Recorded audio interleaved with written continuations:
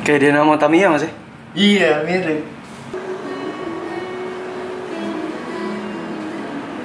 Namaku Charlie, nama lengkapnya Charlie Chris Evan, bisa dipanggil Charlie, bisa dipanggil Evan. Profesiku sebagai tato artis di kedai tato Bahagia. Kedai tato Bahagia itu ada di Jakarta Selatan, daerah Kemang, Jalan Benda, nomor 89. Oke, jadi sampean adalah seseorang yang mendesain lalu memvisualisasikan desain itu ke badan manusia-manusia ya? Ya, jadi teman atau klien cerita, kita ngobrol ya, konsultasi, lalu dari ide cerita tersebut diimplementasikan ke dalam bentuk desain tato. Tuh, nanti ditato. Kalau boleh tahu kenapa sih memutuskan jadi tato artis? Sebenarnya karena senang menggambar sih, Mas. Senang menggambar, terus senang explore medium lain selain kertas gitu. Jadi dulu waktu SMA senang menggambar, cuman penasaran sama medium selain kertas.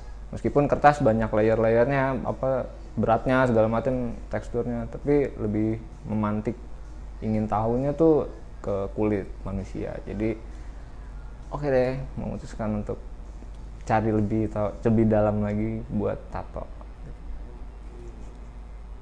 Pertama kali tatoan tuh umur berapa? Pertama kali tatoan 2007 umur 20 berarti. 20. Iya. Ya berarti umur 20. Gambarnya? Gambarnya di exploited. Oke. Karena Exploited waktu tattoo. itu Karena merayakan untuk merayakan tercapainya cita-cita menonton band punk di Exploited secara langsung live. Jadi wah, harus diabadikan. Terus pertama kali nato orang Mas? Pertama kali nato orang itu di garasi rumah orang tua. Itu sekitar tahun 2004-2005. Itu free apa langsung komersil? Free. Karena dulu belum sebagai profesi. Oke. Menjadi sebagai profesi full time profession itu 2014. Jadi ketika tahun 2004-2005 itu explore aja, cuman sekedar gimana sih bikin mesin atau bikin jarum atau mix tinta gimana gitu. Tekniknya, cuman ya masih jelek banget. Masih kacau gitu. Oke.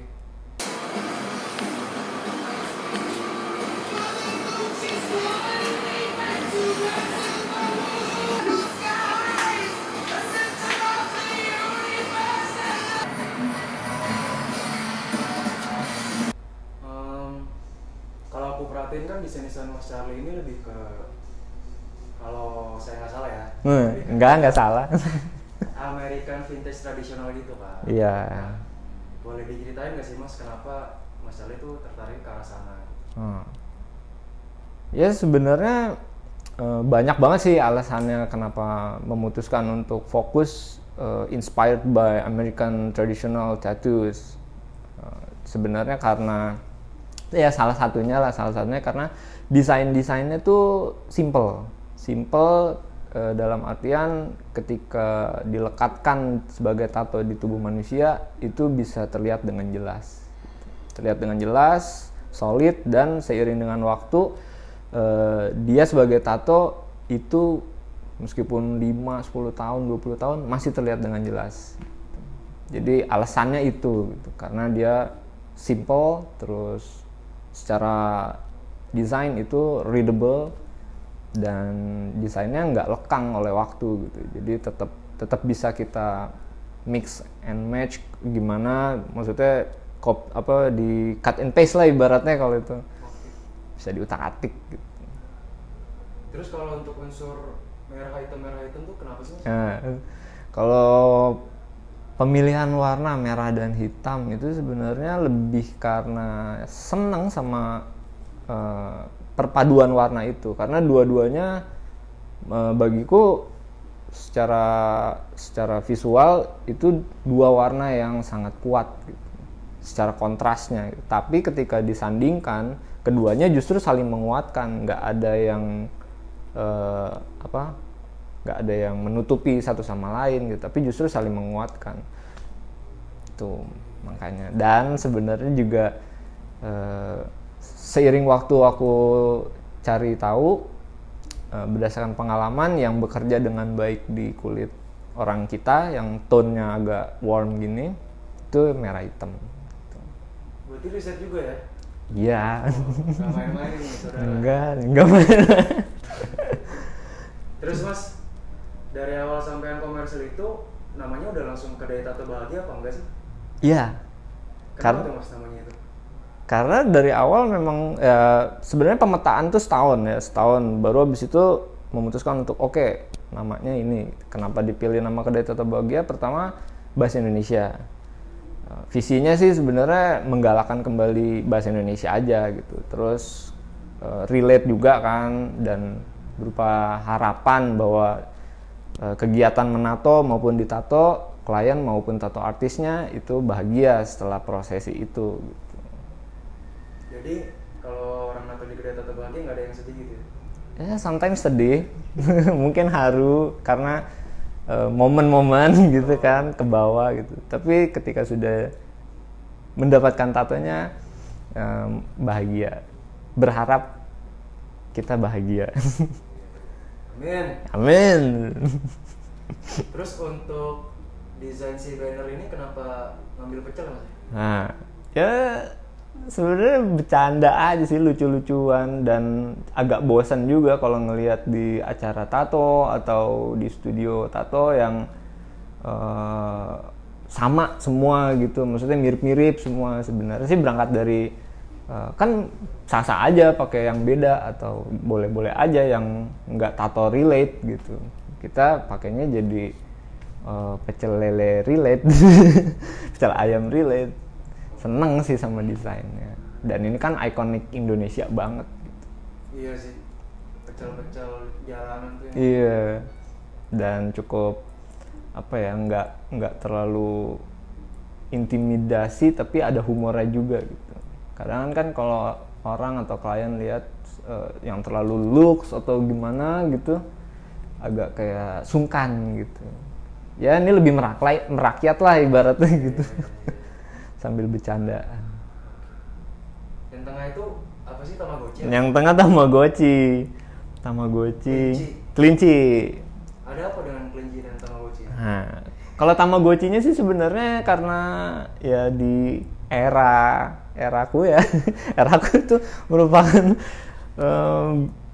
gadget yang seru banget gitu buat main-mainan.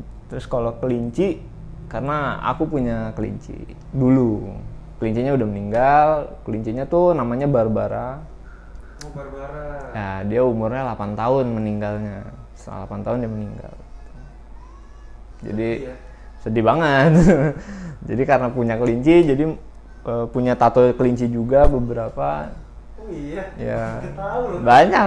Ya, ada beberapa lah tato kelinci. Barbara semua? Apa Barbara dan teman-teman? Sebenarnya si Barbara tuh ada waktu kecil ada dua saudaranya. Tapi ya namanya kelinci ya, anak kecil lagi, masih kecil gitu, meninggal. Terus yang bisa bertahan sampai 8 tahun itu si Barbara.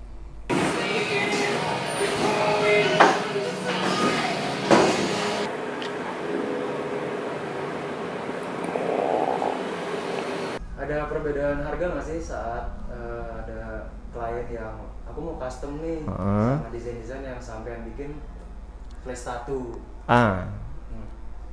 Sebenarnya nggak ada perbedaan harga sih. Okay.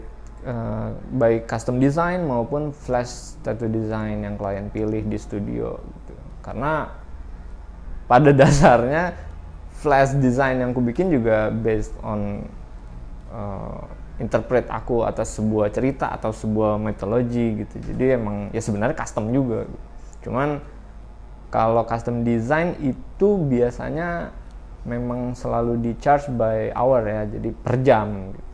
Kalau tattoo flash biasanya harga tetap, maksudnya fixed price lah gitu. Kayak kalau desain seukuran palm size ya udah berarti kita sepakat aja bersama bahwa oh ini 1,5 atau 3 gitu. Kayak gitu. Nggak ada bedanya sih sebenarnya. Ya paling kalau ada selisih ya mungkin karena aku senang sama kliennya, maksudnya senang klik gitu ya, frekuensinya, ngobrolnya gitu. Biasanya kayak kalau perhitungan berdasarkan per jam, custom design lewat kayak setengah jam, 40 menit, aku biasanya pembulatannya ke bawah gitu. Jadi kayak udah santai gitu. Sini aja guys, guys. Karena bukan soal uangnya sih kalau aku, tapi soal bagaimana kita merayakan hak tubuh dalam proses pengerjaan tatonya. Itu kita klik gitu, kita saling respect satu sama lain, terus ya merayakan momen yang dijadikan tato itu sih. Jadi bukan soal cuman uangnya sih bonus aja lah gitu, yang penting ketemunya gitu. Luar biasa di luar. terus mas, kan tiap tato artis beda-beda ya. Ini kalau saya salah koreksi aja mas gitu. Saya kan juga baru nih. Enggak. Hal ini segala macam. Setahu aku tuh ada yang flash tattoo tuh ada yang bisa diimplement ke beberapa orang, dikasih ke satu customer. Nah kalau untuk Mas Charlie itu gimana sih? Ya berkaitan sama tattoo flash ya, terms tattoo flash tuh emang semakin kesini ada pergeseran penggunaan terms itu gitu. Okay. Jadi emang tattoo flash tuh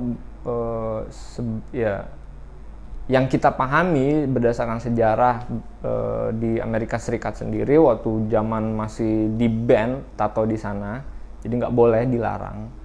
Nah itu singkatnya sih tato yang bisa dikerjakan dengan cepat gitu. Jadi kalau emang dibilang tato flash kayak apa sih tadi kata kamu? Dedicated ke satu customer. Dibikin cuman buat satu orang gitu kan. Ya itu sah-sah aja. Maksudnya balik lagi ke tato artisnya gitu. Dan kliennya juga kesepakatannya gimana. Cuman kalau di kedai tato bahagia sih, kalau tato flash ya berarti bisa digunakan berulang kali, dikerjakan dengan cepat. Ya ukurannya juga tidak terlalu besar gitu, karena dia ya maksimal dikerjakan tuh 40 menit, 45 menit itu udah termasuk maksimal gitu, udah cukup lama gitu. Kalau di Mas Charlie? Kalau di sini di kedai tato bahagia. Jadi tato flash itu cuman dipakai tato flash dipakai berulang kali, dikerjakan dengan cepat. Kalau ada twist atau enggak itu tergantung kesepakatan antara tato artis dengan kliennya. Kalau custom design atau collection flash biasanya itu dibuat hanya untuk si satu orang ini. Custom design gitu. Biasanya butuh berapa lama sih mas untuk misalnya ada satu orang nih atau satu customer kayak mas aku mau nato dong, tektokan desain segala macam itu ada timeline-nya, kelihatan timeline nggak apa kayak beda-beda gitu tiap orang? Beda-beda sih sebenarnya tiap orang, karena kembali lagi di kedai tato bahagia tuh berdasarkan cerita dari klien yang datang gitu loh. Jadi kan setiap orang pasti punya cerita yang berbeda ya. Jadi ketika aku memproses dan interpret cerita tersebut itu waktunya tidak melulu sama gitu. Dan masing-masing juga punya keunikan dan tantangan tersendiri gitu untuk diinterpret dan diterjemahkan ke dalam bentuk desain tato gitu. Oke. Dari pengalaman Mas Charlie gambar gitu, pernah ada yang kayak Mas Charlie ngerasa ini kok apa ya, kok kayak aku buntu nih idenya apa, terus kayak apa ya, bingung gitu loh untuk memvisualkan maunya si klien tuh, pernah gitu nggak sih Mas? Ya pasti pernah, pasti pernah, pasti pernah banget, pasti pernah. Ya wajar lah ya, apalagi kita menekankan selalu di kepala kita, di ide kita bahwa untuk custom design itu tidak terjadi pengulangan gitu, secara bentuk desainnya gitu. Jadi selalu di twist lagi supaya ini one and only buat si klien tersebut. Jadi emang ya pasti ada kesukarannya, cuman justru itu tantangannya kan gitu. Nah pas ngerasa kayak gitu yang bikin masalah kayak enggak nih aku harus gitu, biasanya sampai ngapain Mas buat dapetin kayak mood segala macam gitu lagi? Tetap menggambar, Gitu? iya tetap menggambar. Jadi sebenarnya ya menggambar itu tidak harus selalu bagus gitu. Karena tidak ada gambar yang jelek gitu. Yang ada hanyalah itu fase proses gitu. Nah, ketika kita merasa buntu pasti gambarnya kurang memuaskan kan bagi kita gitu. Jadi kita terus coba. Kalau memang capek ya udah santai aja dulu, riding apa, nonton gitu, makan. Habis itu pasti kita refresh lagi kan, maksudnya wah nyala lagi nih gitu. Atau kalau emang lagi buntu banget, ya udah tinggalin aja. Kita berkebun kayak apa kayak gitu. Berkebun. Berarti nggak pernah kayak enggak, gue harus gitu, pasalnya nggak pernah gitu ya? Enggak, karena ya syukurnya sih aku sendiri menekankan ke diriku bahwa ketika ada fase itu buntu, ibaratnya ketika fase buntu ya itu bagian dari proses berkarya gitu. Fase buntu tuh jangan dilawan, lemesin aja gitu. Ikutin aja, karena dengan adanya buntu itu berarti kita sedang dibimbing atau diarahkan ke jalan yang lain yang mungkin lebih seru gitu. Jadi ikutin aja. Kalau emang buntu, udah berarti saatnya santai dulu atau diam dulu. Diam tuh bukan berarti salah ya, maksudnya sometimes diam dalam berkarya itu do nothing gitu, itu penting juga gitu.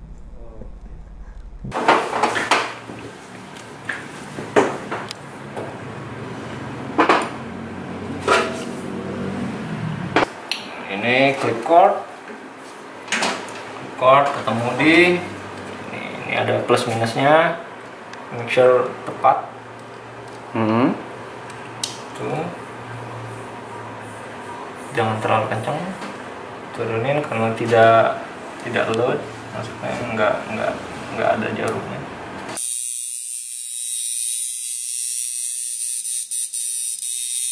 Kalau dari keluarga gimana nih Mas soal profesi Anda sebagai tato artis?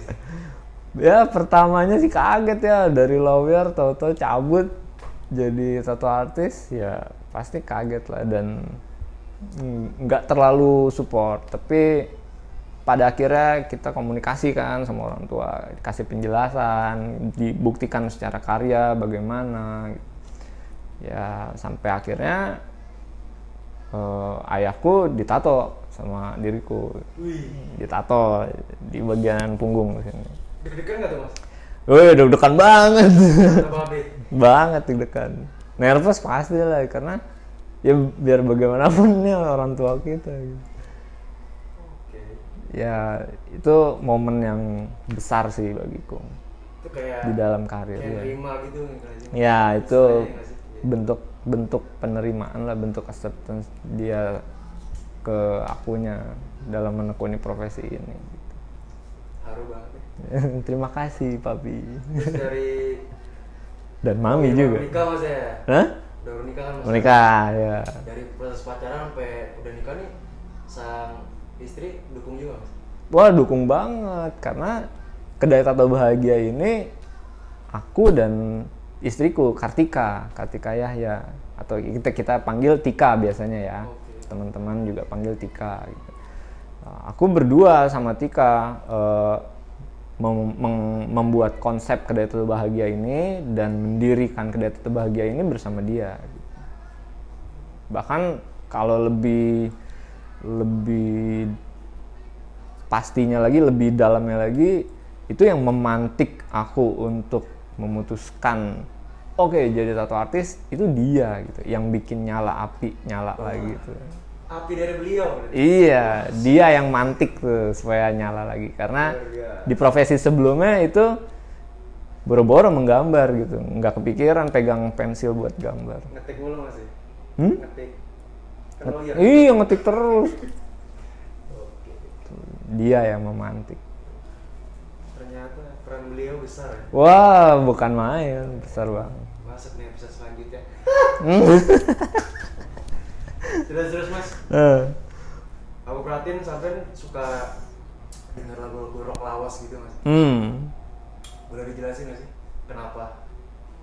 Kenapa ya? Karena satu suka dan baik dari frekuensi nada itu ya nggak tahu ya, bagiku itu menenangkan gitu, menginspirasi, baik itu speednya maupun alunannya gitu, tone-nya, ya itu emang bikin tenang sih.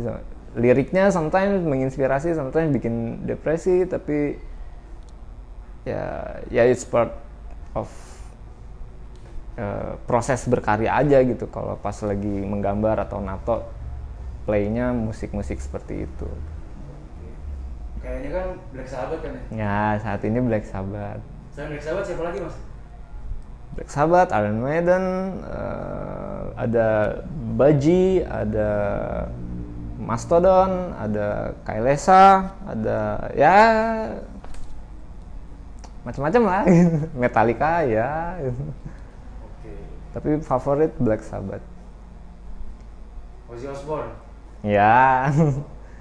Kalau yang metal ya, kalau yang punk rock atau street punk itu ya banyak lah, maksudnya emang favorit sepanjang masa lah kayak gitu. Terus mas, menurut intel saya sampai ini juga anak Vespa lama gitu ya. Iya. Mas Dali itu punya satu akun yang khusus isinya Vespa semua gitu. Ceritain dong, kenapa awalnya pilih Vespa, terus kayak sampai sayang banget Vespa, kenapa sih? Sayang banget Vespa. Iya, sayang banget. Ya pertama kendaraan antik ya itu. Udah lebih dari 20 tahun, bahkan ada yang lebih dari 40 tahun. Jadi emang sepatutnya kita lestarikan sih gitu. Karena itu bagian dari sejarah Indonesia gitu. Karena tersebar kan? Berat banget. Ya, keberatan ya, maaf pemirsa, maaf. Ya sebenarnya sih karena itu turut jadi dalam bagian melestarikan kendaraan antik. Dan pertama emang suka karena secara bentuk juga dia unik ya, Vespa klasik maupun yang modern juga cukup unik, tapi lebih ke yang klasik kalau aku tertariknya, yang manual. Apa sih feel-nya ketika naik Vespa jadul tuh? Feel-nya apa ya? Cruising. Maksudnya kita menikmati jalanan, menikmati kendaraan itu, menikmati momen diri kita gitu. Sometimes ya mungkin banyak orang juga yang melakukan riding atau jalan-jalan santai, sunmori gitu. Itu yang cruising, yang santai gitu. Itu sebenarnya salah satu bentuk me time. Ya, jadi menenangkan. Terus juga serunya ngutak-ngatik karena aku memang suka juga hal-hal yang mekanik, jadi lumayan suka utak-atik gitu.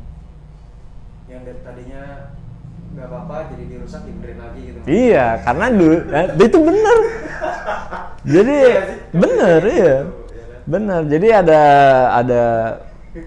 ada geng sih sebenarnya ini, bukannya klub, karena kalau klub agak terlalu rapi gitu.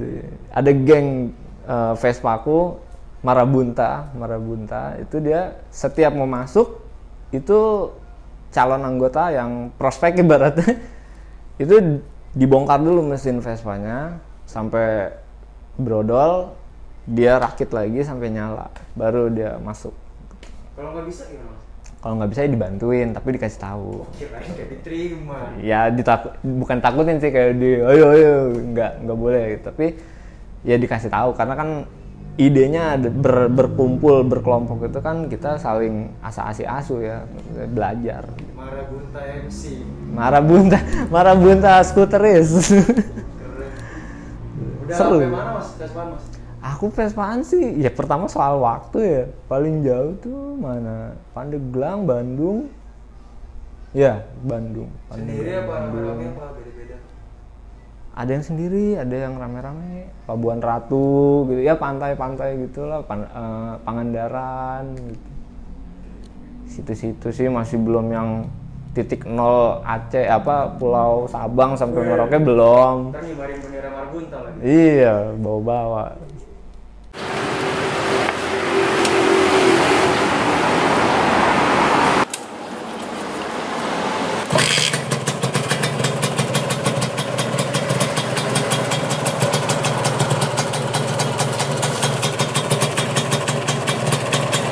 Selain Vespa, ada lagi nih Mas. Apa tuh? Ada lagi dari Intel saya lagi. Sampai ini punya motor 2 tak. Kayak Satria baja hitam gitu. Dibacain nih beneran nih. Suzuki apa gitu. Itu tuh kenapa tuh? Ada special story nggak sih? Kenapa sampai punya itu? Ya pastinya ada ya, bahkan waktu di Vespa sendiri juga itu ada cerita tersendiri gitu. Di yang unit Suzuki RGR 150 ini ceritanya ya karena dulu ayahku pakai motor itu, tipe itu RGR tahun 91 warna putih Sprinter. Nah itu ya pulang sekolah, berangkat sekolah, jalan-jalan kemana-mana itu diboncengnya sama beliau di tangki dan kita serasa naik kan. Jadi untuk mengenang momen itu, nostalgia itu, aku mencari unit RGR itu spesifik warna putih yang Sprinter tahun 91 itu mencari beberapa waktu sekitar 2 tahunan lah, 2 tahun lebihan. Ya akhirnya dapat. Ya jadinya begitu, jadinya punya. Bersyukur masih punya kesempatan merawat unit kendaraan seperti begitu. Luar biasa. Cali Minami. Dah.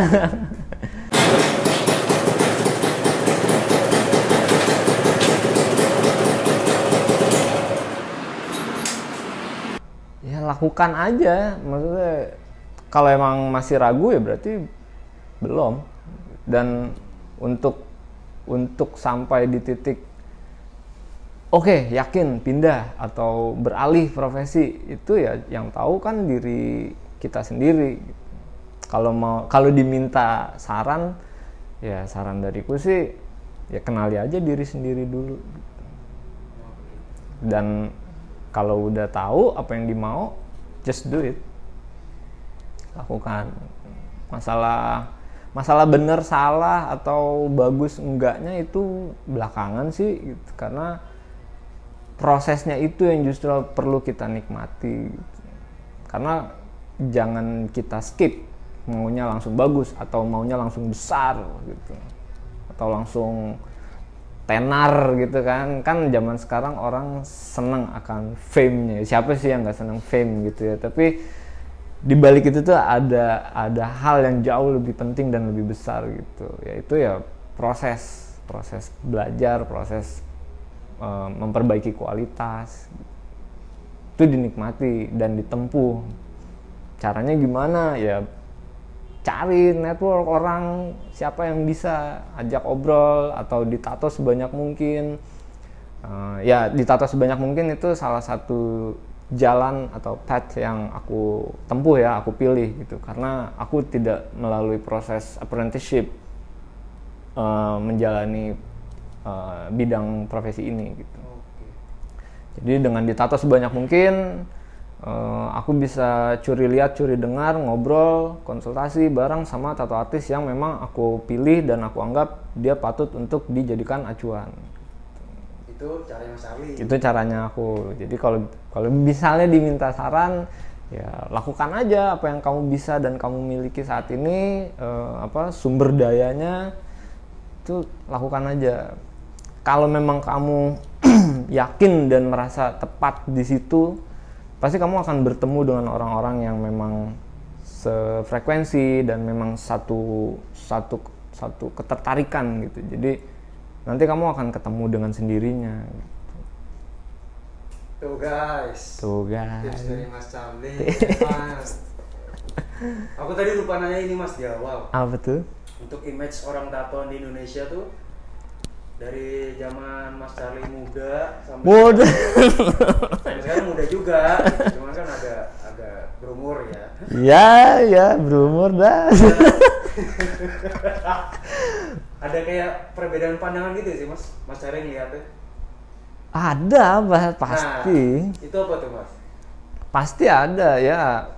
Zaman orang tua kita early 80s itu kan dianggap sebagai pencoleng ya, maksudnya sebagai penjahat gitu ya, jelas gitu. Udah pokoknya punya tato berarti residivis, kriminal gitu kan.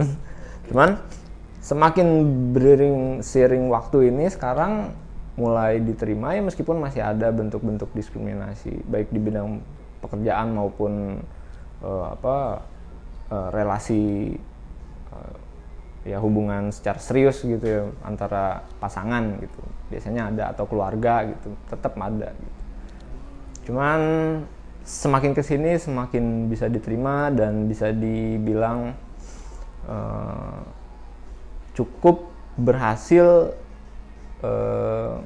menjadikan tato kembali dianggap sebagai salah satu bentuk kebudayaan di Nusantara gitu.